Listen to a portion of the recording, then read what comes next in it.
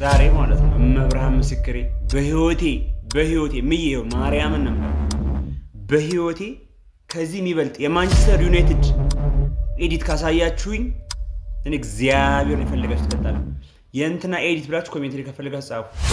ከዚህ በላይ ማንቸስተር ዩናይትድ የሚገልጽ ኤዲት ካለ አሳዩ። ዩናይትድ ከ1992 እስከ 2013 የዓለምን እግር ኳስ ዶሚኔት ያደረገው ክለብ ነበር።